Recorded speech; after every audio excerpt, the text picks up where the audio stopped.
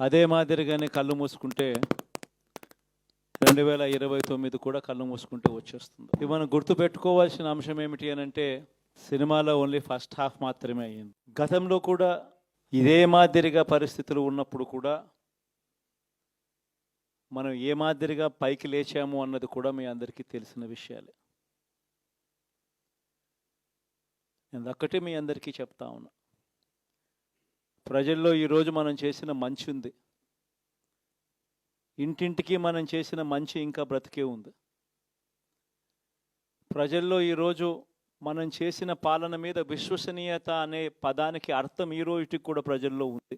గడప గడపకు మనం చేసిన మంచి ఇంకా ప్రజల్లో బతికే ఉంది. మరి ఇవన్నీ ఉన్నప్పుడు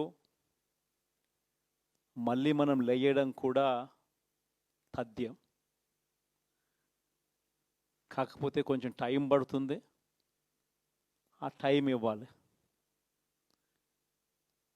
ఆ టైం ఇచ్చినప్పుడు, అది జరిగినప్పుడు, పాపాలు పండినప్పుడు ఖచ్చితంగా మళ్ళీ మనం పైకి లేస్తాం.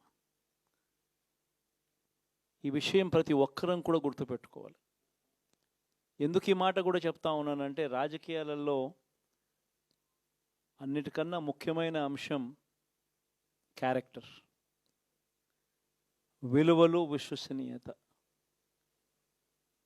ఈ పదాలకు అర్థం తెలిసి ఉండడం రాజకీయాలలో చాలా అవసరం. రాజకీయం అంటే ఎల్లవేళలా అధికారమే కాదు. అధికారంలో లేనప్పుడు కష్టాలు ఖచ్చితంగా వస్తాయి, కానీ ఖచ్చితంగా కష్టాలు వచ్చినప్పుడు మనం ఖచ్చితంగా ఏ రకంగా రియాక్ట్ అవుతాం అన్నది మన చేతుల్లో ఉంది.